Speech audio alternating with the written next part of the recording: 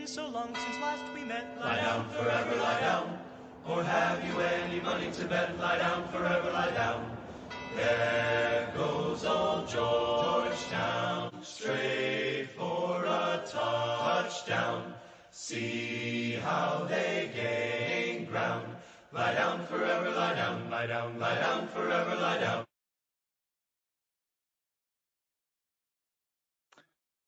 Hello, and welcome to 1789 Seconds, hosted by the Georgetown University Alumni Association.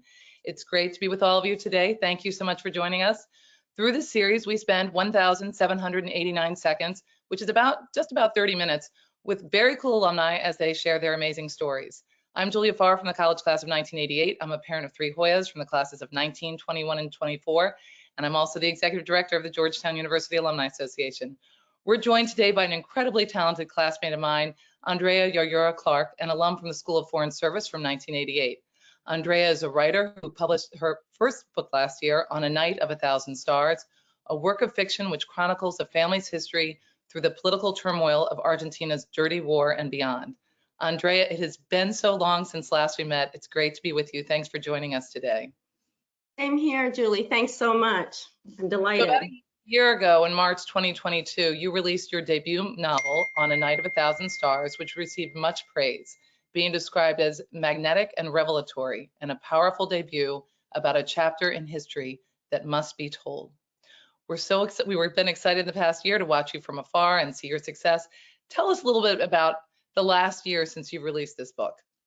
Well, it's been quite a ride. I felt like I was going uphill until the day of the publication, and then I felt such great relief. But at the same time, I was very nervous because I'm not used to speaking on stages or to audiences, and I overcame it. And luckily, it was in person because that gave me the opportunity to meet with readers. So that's been just the best part of this journey. Yeah, I mean, you published right coming out of the pandemic, and what a different experience. Probably first meeting with small groups because that's what we could do a year ago. So what a great experience that the world opened up as you published. That's great. Yeah, no, very lucky. I feel badly about it, especially for debut authors. It's not easy as a debut author to have exposure, and to be on Zoom is hard. So yeah, I was very grateful for that. And not only did I get to meet readers, but also writers, because I've had the opportunity to be on different panels. I've been invited to festivals, and it's just been wonderful. I keep pinching myself. It's like, is this really happening? And yeah, so it's been good. Okay, so before we get with the book itself, let's go back in time. We're going to talk about your childhood and your time at Georgetown. So you grew up in Argentina, moved to North America. Tell us about why your family left Argentina. What, the circumstances around that. Yeah, we left Argentina during the rule of Perón, who was a general, president 3 times of Argentina, populist leader, who really became more well known through his wife Evita, at least internationally. There was that great musical called Evita. Well, I don't know, people who hated Perón, including my family, who were not Peronistas, did not appreciate it. But he ruled with an iron fist. People who did not like him or who opposed his ideas were being targeted during the time that we were there.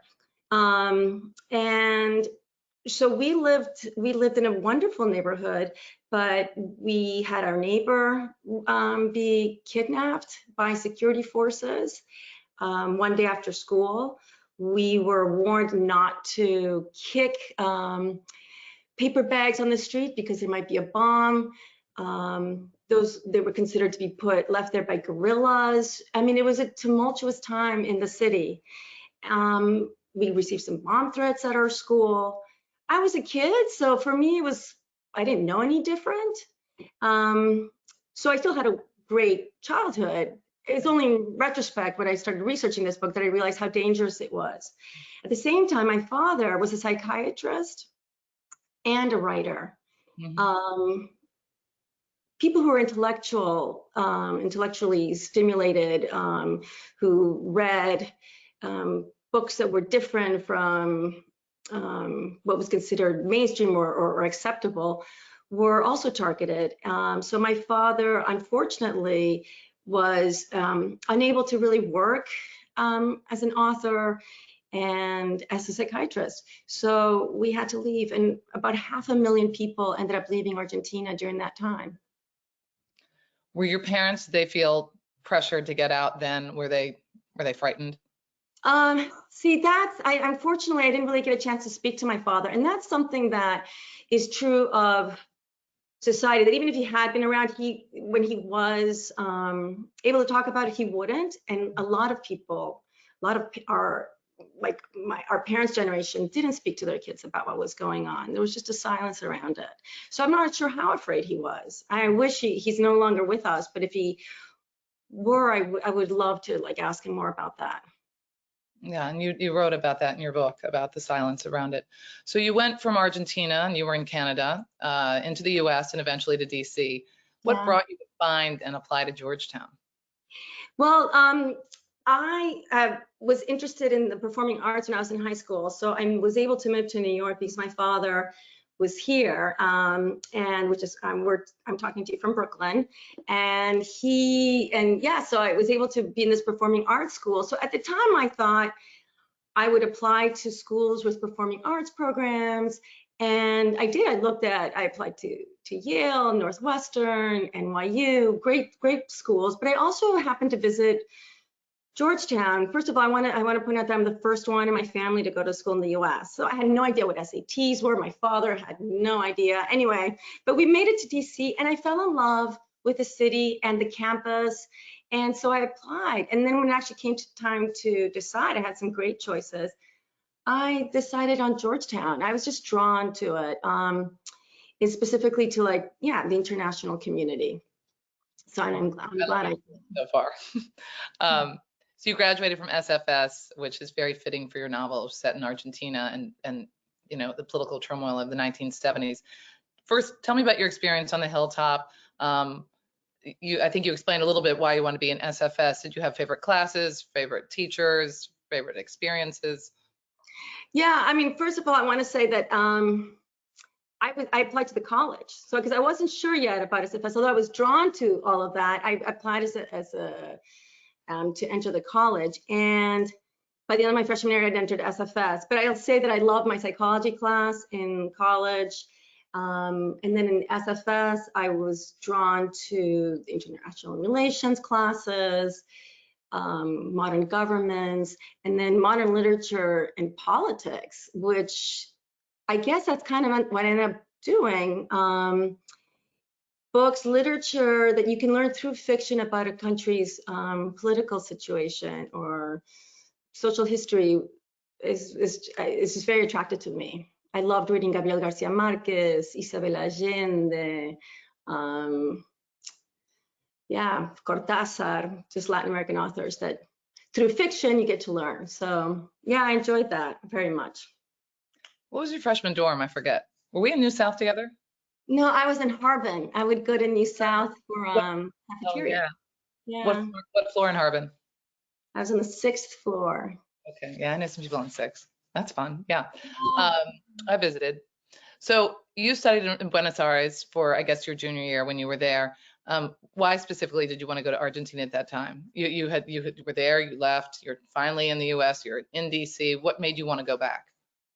Well, initially I was going to go to Spain, but right before, I guess would have been our spring semester of sophomore year, Georgetown signed an agreement with the Universidad del Salvador, which is a Jesuit university in Buenos Aires.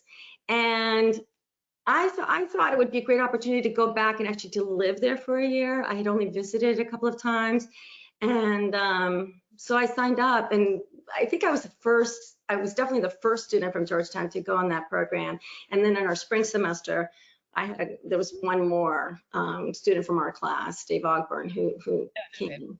Yeah, who came. That's so funny. Where did I see him? I saw him a couple weeks ago. Anyway. Oh, okay. Yeah. So you were there for the year. Any experiences there that made you think, I want to come back, I want to live here? This is home. Yes, the experience is really just reconnecting with our family. My father was the only one that left. So we have a big family and a lot of cousins. It's a warm family. And I love the city. So I was not really in tune with what had happened. It's interesting. I went there in 1987 and the dictatorship had just fallen 3 years before. Oh my goodness. And so there was just not much being said, at least in my family and in my social circles about it. And it was only when I decided to return after graduating from college, actually after Georgetown, and we can talk about this later, I did move back in the 1990s. And that's when I started finding out more. People were being more vocal about it, at least journalists were. So yeah, for me, really the impetus was to reconnect with my family in Argentina. You graduated in '88. We're coming up on our 35th reunion, June 1st through 4th here on campus. So I hope you're coming back. But you graduated in '88. What was next on your journey in life? Did you know where you were going to go and what you were going to do? I knew I wanted to stay in DC a little longer, maybe because I had spent a year in Argentina, but I wasn't quite sure. And this is something that I would love if there are any students listening to this that haven't graduated yet, that it's okay if you're not quite sure what it is that you're going to end up doing. I think for me, it was like, I just need a job so I can pay my rent and, eat. And I ended up getting a job at the US Chamber of Commerce in their tiny TV department. This was before CNN, but there was a news show that I helped work on. And so it's my first job. And then later, after about a year or two of living in DC, I decided to go get my MBA, which I did in Toronto, reconnecting, going back to Canada, where I also have family. And at that point, I knew I was going to move back to Argentina. I graduated from the School of Foreign Service, but at that point, I decided I wasn't going to take the Foreign Service exam, that my creative side was coming out again. Mm-hmm. And so I kind of needed to pay attention to that. And so even though I went to get an MBA, this particular program, which is at York University, had broadcast and media. And that helped me, that I took with me back to Argentina and could apply for jobs having that in my pocket, something to present. And that's when I started working in television in Argentina. Okay. So the book, we're getting towards the book at this point, in a lot of ways tracks closely to your life. The book itself, the history of a girl growing up in Argentina, this is you, and moving to the US. Paloma, the protagonist in the book, grew up in New York, only visiting Argentina. So the main character here, you follow her through her exploration, discoveries of her father's history and that of Argentina. How much of your own experience and familiarity with the political turmoil in Argentina during the time influenced your writing? Well, I have to say that having been there for both time periods, because my book takes place in two different timelines, the 1970s and then 1998 specifically. I was able to basically close my eyes and transfer myself back to that time period in terms of ambience, like the feeling of what it would have been like to have been there at that time. That was very helpful. And then, of course, I relied on the books written by journalists and historians to help me with the 1970s. But that was great. I'll say that when I was writing it, and even when it was published, I think of my novel as a mystery, a coming of age story, a love story. There are two love stories, but it's considered historical fiction. And it's funny because I don't consider it historical fiction because I lived. I'm still living it. And as William Faulkner said famously, the past is not dead. It's not even over yet. So I'm constantly in the past. So for me, it's not historical. I don't know. I don't know if I'm making sense, but so it was easy for me. It's been easy for me to write. I liked how it tracked two stories. And when you'd return to the next chapter, it was like seeing an old friend again to go back to the other story. But as you get further into the book, they start to track closely and really weave together in a great way. So it was a beautiful writing process. So let's talk about the process. So from the ideation to interviewing, researching, writing, and editing, how long did this book take you to write? About 8 years, off and on. I was working on it quietly. I didn't grow up wanting to be a writer. So that was really not the reason why I was interested in these. That was not how I wanted to approach these stories. And having met these children of the disappeared, it was going to be a documentary. So that idea about doing a documentary was in the late 1990s. But from the moment I decided I was going to turn this into fiction, I would say about 8 years. And then I was lucky I was able to get an agent. Oh, we have to tell us about that story too. Let me go back to about the interviews with the children of the disappeared. So this was the whole process that you thought it was going to be a screenplay at first, and then it ends up being a novel.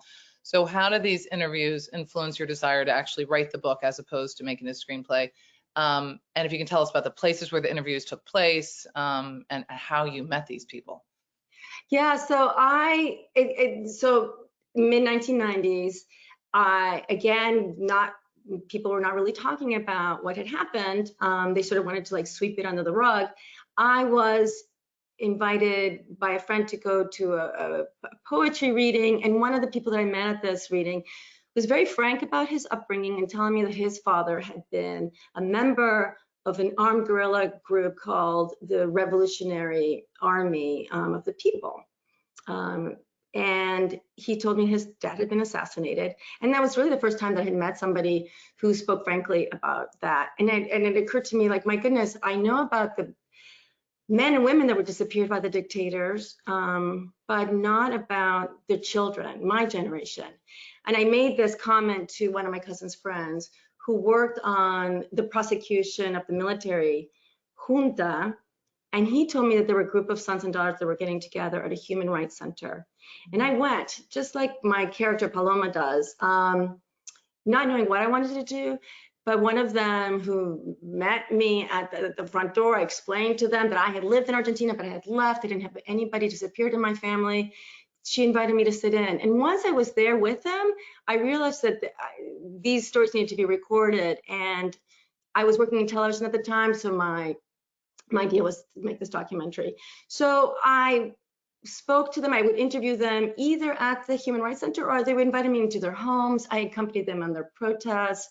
They started doing these their own social justice protests by going to the houses of the generals or army officers who had been found guilty of crimes but had then been pardoned. So my interviews took place in a number of different places, and they were very open and welcoming. So you're more of a journalist at this point. Did you feel safe taking a deep dive into this part of the history that's not spoken about? I mean, your character Paloma, you know, she's sneaking in offices and pulling out files and doing these things that I kept thinking, oh my God, she's going to get caught and what's going to happen. But here you're doing sort of the same thing here, walking into places where you don't know the information you're going to find about a part of history that was incredibly violent that now no one talks about. So what was your experience there? I did find one time we were filming a protest, and then on our way home we were followed by an unmarked car.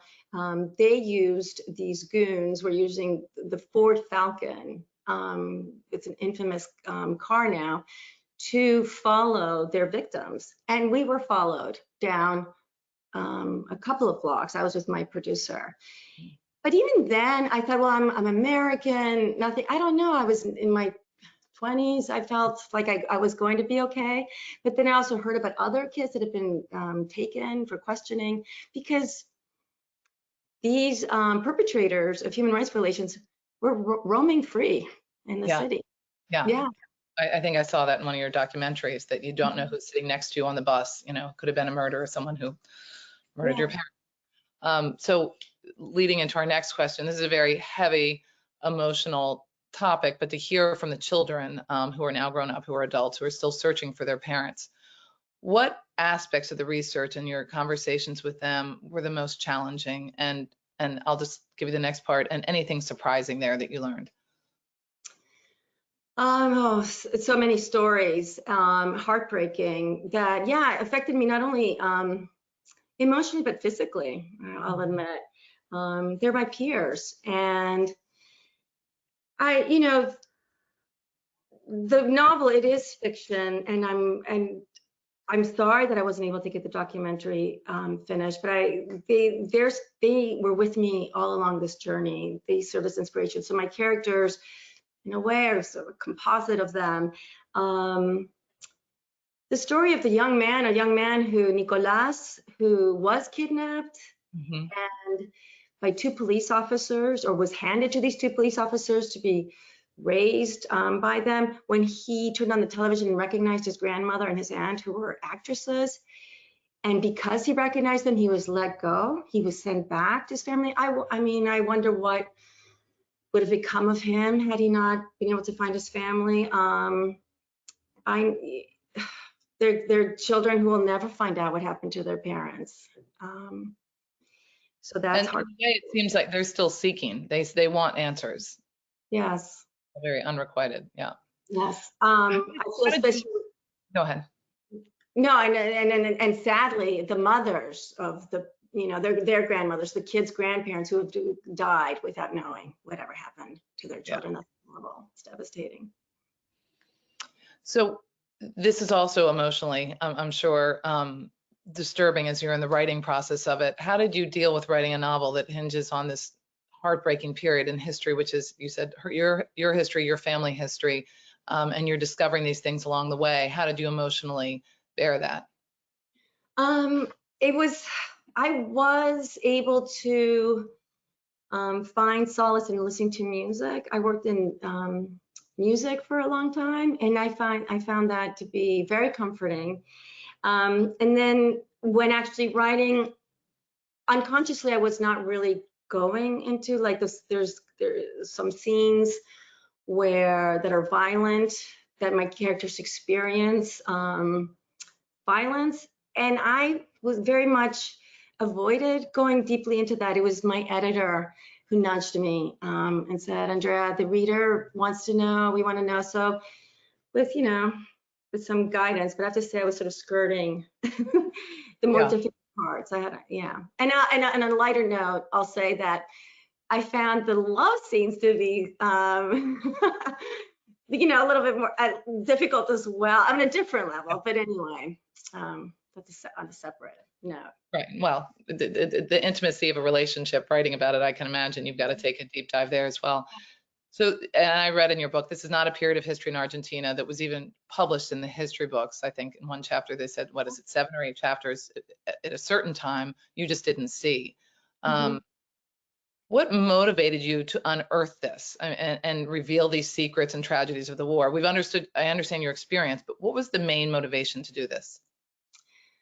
It goes back to my time there in the 1990s, and I'm thinking, okay, graduating from the School of Foreign Service, I was thinking this would be fascinating. I mean, I think students in studying international relations, foreign policy, Latin American studies would want to know these stories. So I felt like not a responsibility, I don't know. I felt that I was in a position where I could bring these stories back.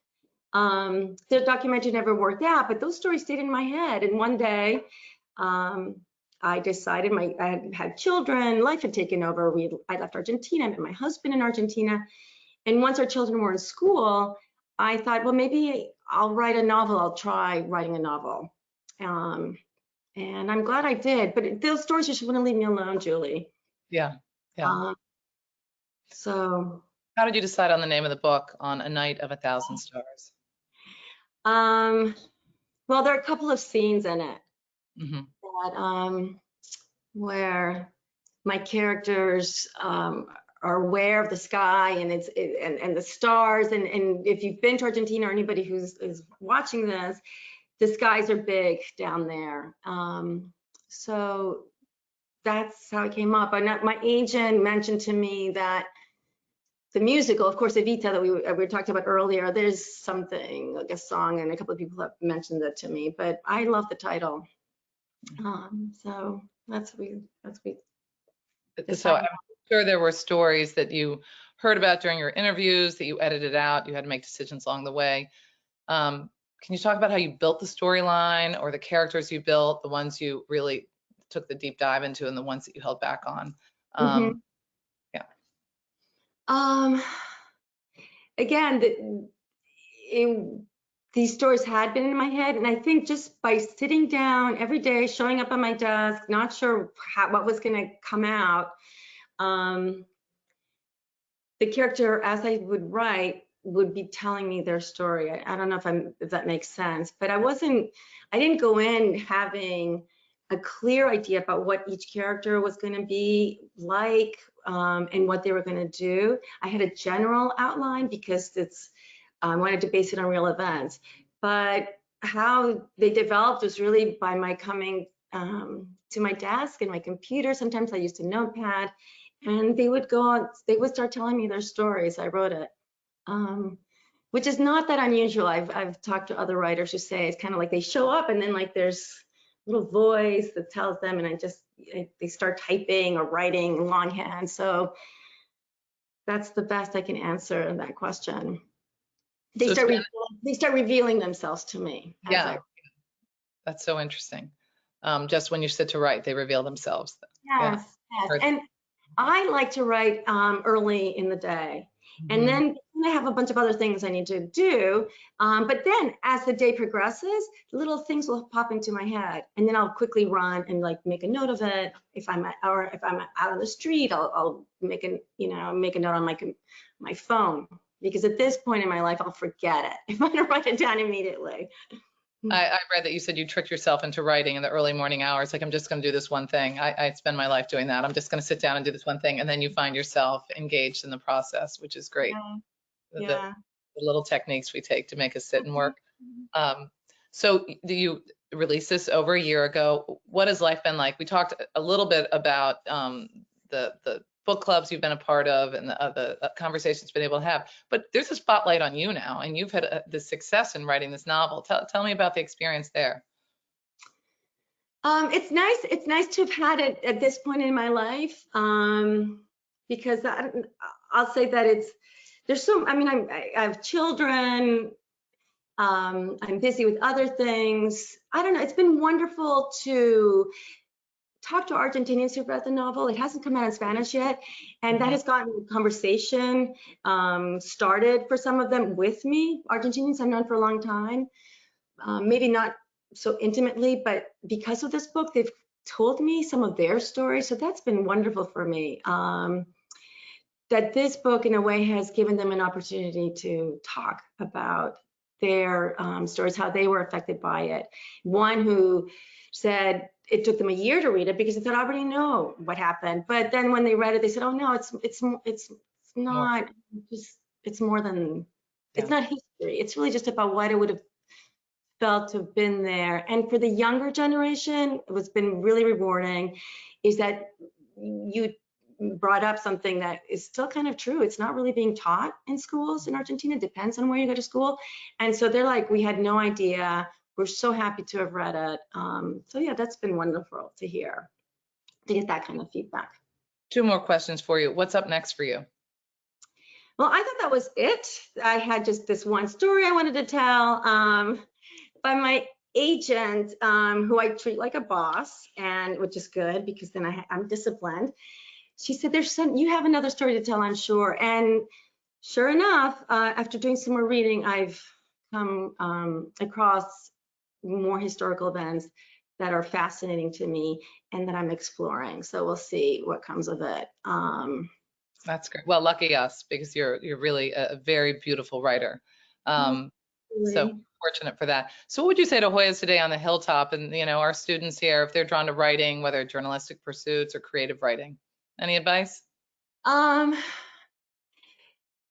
Live in the moment. Get as much. Don't just focus on academics. I feel like a writer draws from experiences. So experience life. Get out there. I co-wrote some articles for the paper. That was a lot of fun with our classmate Jennifer Scrooby. Yeah. Stay in touch with your class after you graduate. It's hard to get gigs as writers, so don't be nervous about taking a job that pays, because you can write any time of the day, on weekends, and in the morning before you go off to work. So don't give up on that. I want to say I'm thrilled by the number of classmates and our classmates who've gone on to do incredible work as creatives, including Soraya Shamali, who was wonderful. I reached out to her when my book was coming in, and she published Rage Becomes Her. She's an incredible journalist, and so she was very helpful. So classmates, you will all can look out for one another, and you'll have the networks and your career services to help you. But also our other classmate, Jim Gaffigan, who has gone on to become this incredible comedian, who is hosting a benefit at BAM with other comedians who graduated from our school. BAM is here, the Brooklyn Academy of Music, May 1st, if anybody's interested, with other incredible Hoyas, John Mulaney, Mike Birbilia, Nick Kroll. Anyway, so who knew we were full of artists, especially those from SFS? Yeah, wait, Jim Gaffigan was a business major. So so he's in school of business. So I'm just saying, don't give up on your little creative self. Keep nourishing it, and something will come. Wonderful. Thank you. Thank you, Andrea, for being with us today, and for everyone for joining us at this 1789 seconds. We'll see you again soon, and Hoya Saxa to all. Oh, thank you, Hoya Saxa. Bye.